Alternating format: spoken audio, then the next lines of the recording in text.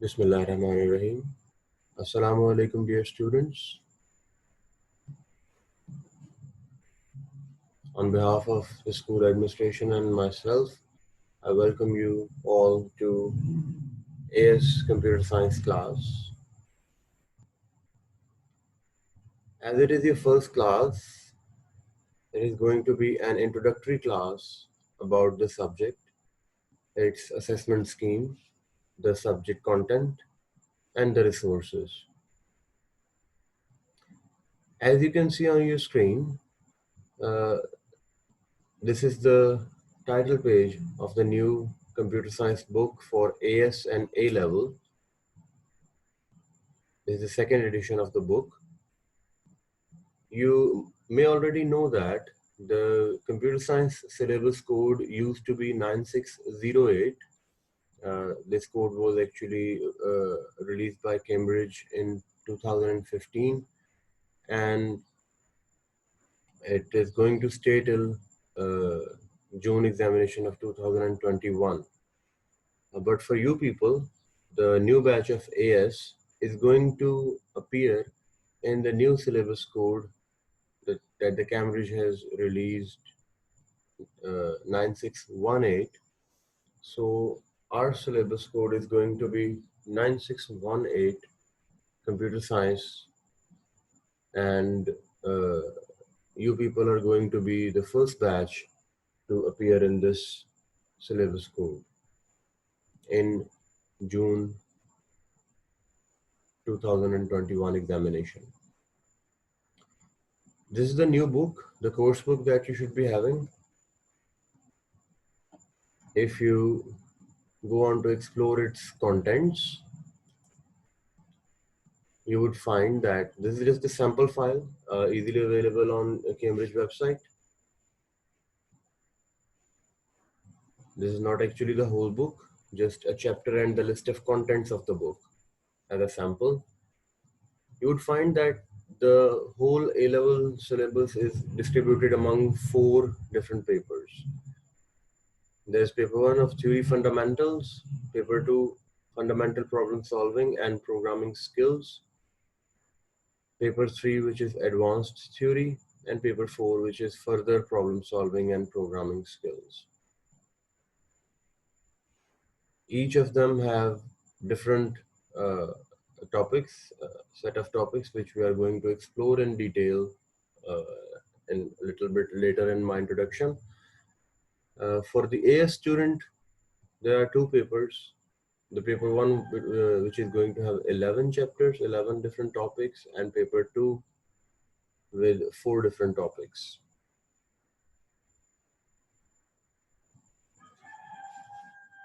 If we move on to the syllabus file,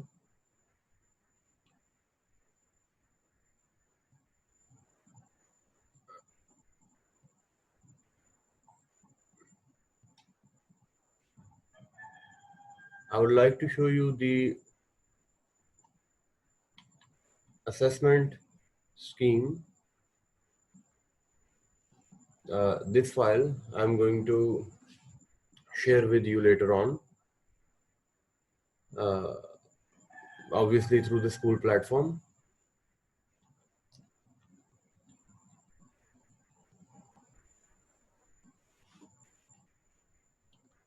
So these 4 different papers are going to carry equal 75 marks each of the paper. Your first paper, theory fundamental, is going to be 1 hour and 30 minutes long, and of 75 marks. In your AS, it is going to have the 50% weightage of your overall grade. If you are going to appear as a composite student, or when you appear for your A2 paper, this paper will contain the 25% of your total overall A-level grade. The paper 2, fundamental problem solving and programming skill, is going to be of 2 hours. It is going to be of 75 marks. It is also going to be a written paper, and it will be externally assessed. You will answer some questions, and the Cambridge examiners will mark them. Again, this paper is going to comprise 50% for your AS grade and 25% of your whole A-level grade. Paper 3, Advanced Theory, is also going to be a written paper. And paper 4 is going to, paper 4 practical is going to contain a complete program code and evidence of testing as well, which we have to do in either VB.NET or Python or Java. And that project, along with the testing material, the evidence of testing, is going to be externally assessed, and it is going to contain 25% of your overall A-level grade. For the AS class, I'm going to limit my discussion for this paper 1, Theory Fundamentals, and paper 2, Fundamentals of Problem Solving and Programming Skills. Let's quickly see which are the topics that we are going to have to study to prepare for these two papers. There are 3 routes for the A-level computer science and AS computer science students. The first one is AS only. For the first year, you have to, if you want to complete your advanced subsidiary level, you have to only appear in 2 papers. AS will be completed. To complete the A level, in the next year, you have to appear in the paper 3 and paper 4 as well. And for your composite A levels, you have to appear in all 4 papers at once as per your own choice.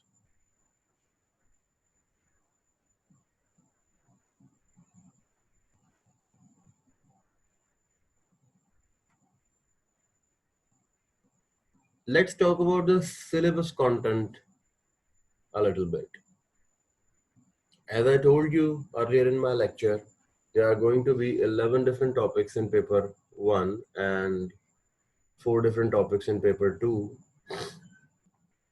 So the first topic is going to be data representation. You can pause the video to read the content. The file would be shared with you later on as well. The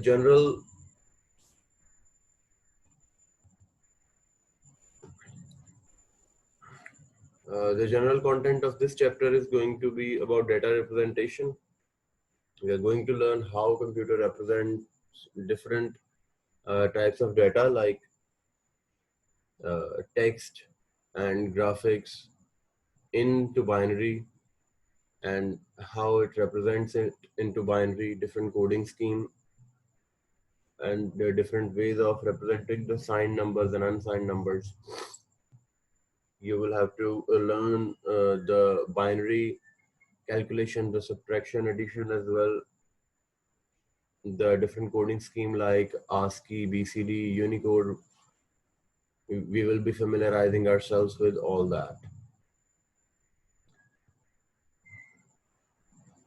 In the next section of chapter 1, we would be learning how the data is either bitmapped or how we represent the data as vectors.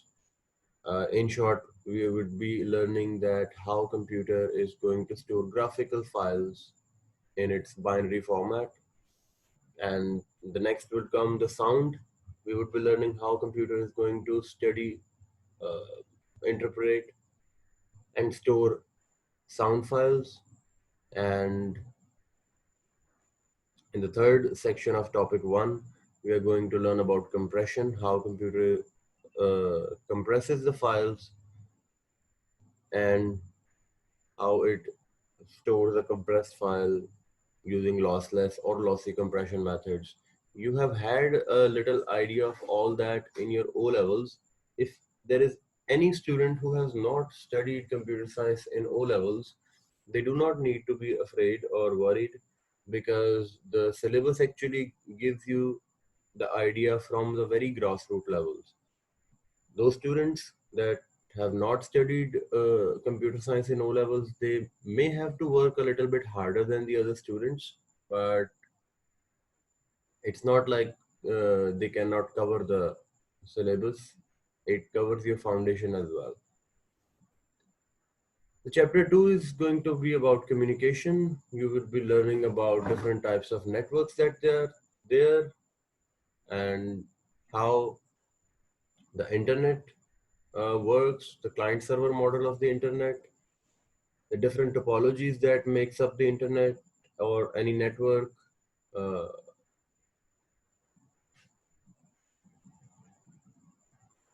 different protocols that make those networks possible, and how the internet came into being, what is the difference between the internet and the World Wide Web, etc., etc. So this topic is going to be solely about the networking and internet. The first section of this topic is going to be about network, how IP address is important in networking,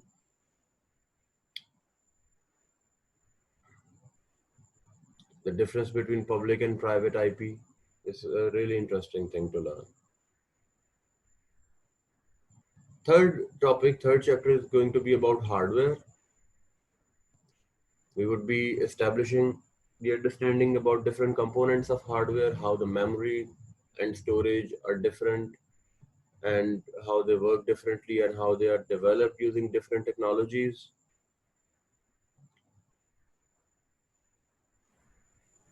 Then later on in that, we would study the logic gates and logic circuits. Uh, this has also been covered in your O-level syllabus quite well. In the AS, we would be refreshing that concept and building upon that. I'm sure you remember all these symbols. Our task would be to master the skills of constructing a logic circuit and a truth table and a logical expression on the basis of any one of thing is given.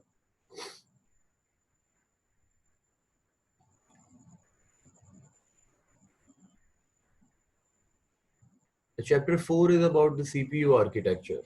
We would be learning about, you must remember one topic from your O level, which was about the fetch execute cycle, the von Neumann architecture.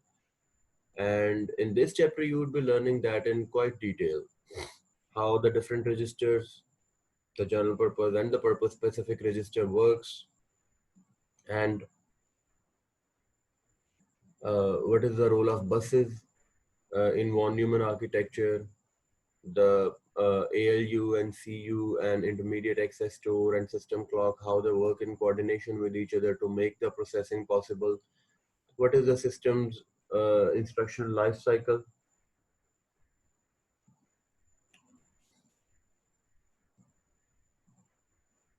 So again, an interesting thing to learn.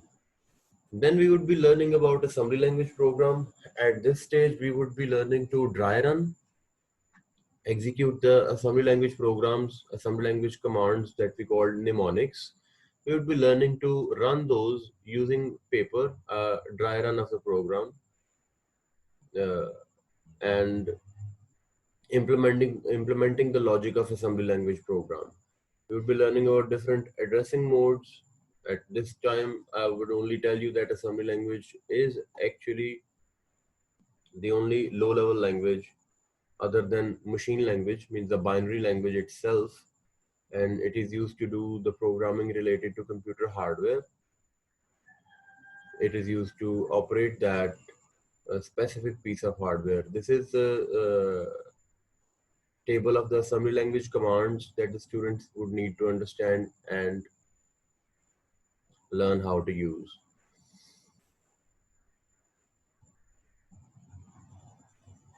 There are a lot of things that used to be in the previous syllabus code, used to be the part of A2 syllabus.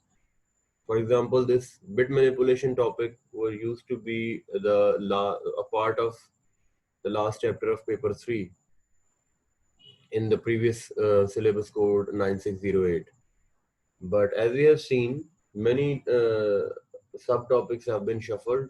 The topologies that methods of making the networks that were used to be in A2 in 9608. Now you have seen that they are part of your syllabus in 9618. This bit manipulation, how we actually perform the logical and arithmetic operation on the binary data inside the processor. That bit manipulation is also now part of AS syllabus. It used to be a part of A2 syllabus. It's not actually a difficult topic. It has just been shuffled.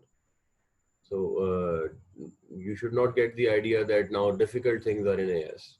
It is actually quite easy still as compared to A2, and it is just the shuffling of topics that I'm mentioning.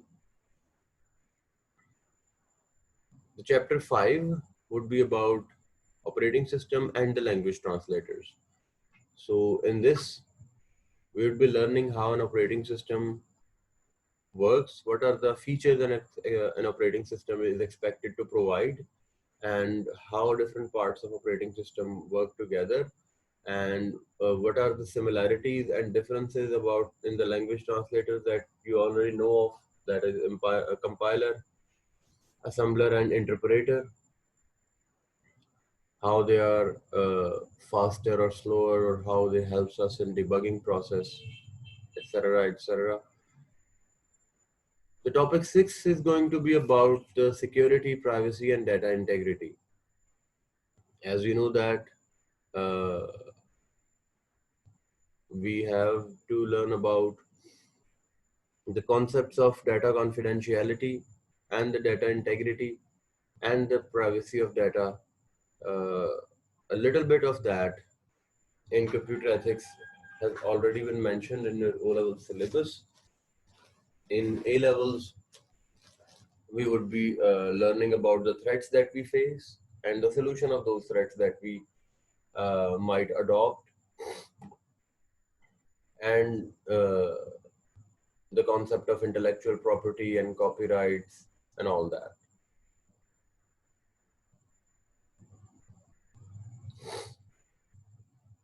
The chapter 7 would actually explore the concept of ethics and ownership of the content that we uh, have to, as a responsible user of computers or a developer of computer science hardware or software, that we have to show the concept of ethics. What is the code of ethics that a programmer has to live by? In this chapter, chapter number 7, we are going to learn about those guidelines that makes up the ethical code of a programmer's life, the ownership of the products and uh, acts that we do on the internet or as a developer, that we would be learning in this chapter. Chapter 8 is going to be about database. As compared to your O-level concept of database, this is going to be really detailed. You would learn how the data is arranged in a flat file form and how we normalize that, how we refine that data into different tables, and then how we make different relationships among those tables, and then how actually a relational database come into being. This used to be the chapter 10 of the previous syllabus, and it has been reshuffled as chapter 8. This syllabus objectives are pretty much the same.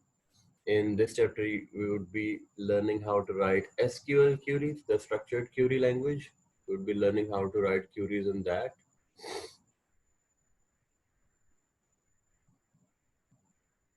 There would be database management systems that we would be discussing. A relational database management system consisting of different tables is one of them. Then what are the data definition languages, means the commands that are used to create the database, and the data manipulation languages, means that the commands that are used to get data from the database, make reports, uh, using the data of the database. And we are going to use SQL as both these kind of commands, DDL and DML.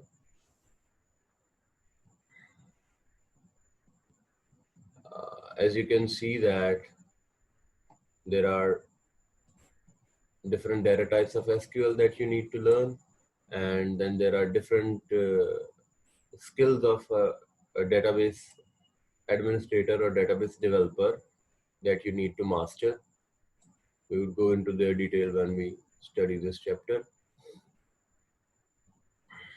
Then you'd have algorithm design and problem solving. As I showed you the contents of this book,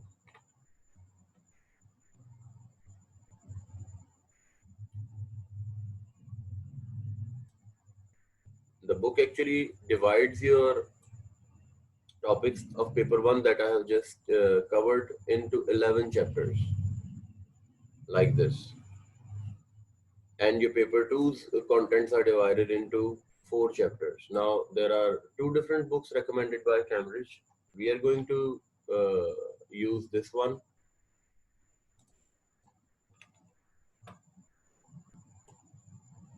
That I showed you in the earlier part of lecture, but the syllabus content I have just explained up till now has actually covered paper 1. Different books are covering that syllabus content in different chapter numbering. So don't let yourself be confused by that. So algorithm design and problem solving is going to be our first topic of paper 2. We will be learning what the algorithm actually means, how we design solutions of different problems, the best possible ways of solving a problem, and then writing code for it. We would be using the structured English and flowchart as the tools to develop the algorithms. Then we would be learning about different data types and structures, and I'm sure that these the highlighted portion you recognize most of these. You have already done integer, real, and character and string and boolean data types and arrays in your O levels. And date and file is going to be a new date is going to become the new data type, and the file is going to become the new structure that you will be handling. In the AS, you would be learning how the data is stored in text files. And the use of arrays would be expanded to two-dimensional arrays as well. Then you would be learning about the abstract data types as well, a collection of data and operation performed on those data. This is going to be something that you have not studied in O levels, the concepts of queues and stacks and linked lists, and it is going to be really interesting to learn these new things. Then after these 2 chapters, we would be actually adopting to the practical programming. The first 2 topics are actually just teaching us about the theory of the programming, and in this topic you would be adopting your language of choice. Like you all have already noticed that we have option of Java and Python and VB.NET to choose from, and we would adopt one of those languages, and we would be implementing the concept that we have just learned in the previous chapters practically using the tools provided in the language. We'll be doing the programming, learning the terminology, learning the ways to write efficient pseudocode, making the best possible flowchart, and then converting that into the program. We would be not actually just taking the shortcut to directly try and write the program. We'd be learning to write different functions and subroutines. Up till now, you are familiar with only one subroutine, which is called submain, but we would be distributing our program into different subroutines. We would be learning about the system development lifecycle, how a program is conceived and developed and maintained. That includes its updates and customer feedback development and adaptive maintenance and corrective maintenance as well. In this unit, the software development unit, we would be learning how a software starts as an idea, how it materializes into a product, and how that product is maintained. What are the techniques? How we use that? We would be using the state transition diagrams to show the understanding and working of our software. This is going to be something totally new for you. The errors that can happen in the software, this is you are already familiar with the syntax, the logic and runtime errors, and how we can detect and remove those errors. The dry run, the walkthrough, the white box, black box, integration, alpha, beta, and acceptance testing methods and stub testing methods. We'll be learning how to develop test data. Since in paper 4, the testing evidence is very important part. So in AS, it is going to become very important to learn how to do the testing and how to do the uh, how to make the test data entirely on our own. This would actually conclude our AS syllabus content.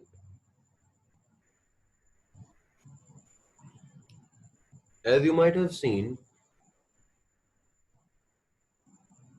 60% of that syllabus is just the syllabus that you have already studied in your O levels.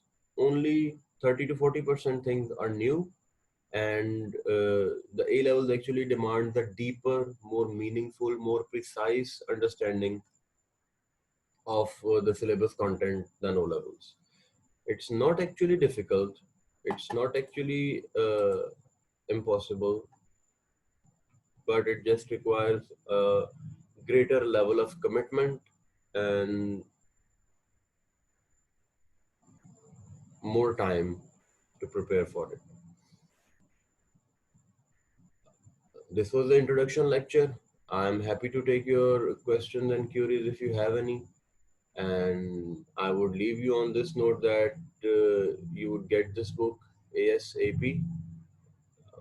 The next lecture we are going to have on Thursday, I think. I hope that you would get the book before then, so there's no problem for you to keeping track of the content that I'm delivering on my in my online lectures. And I would welcome all your questions and queries. Stay safe. Allah Hafiz.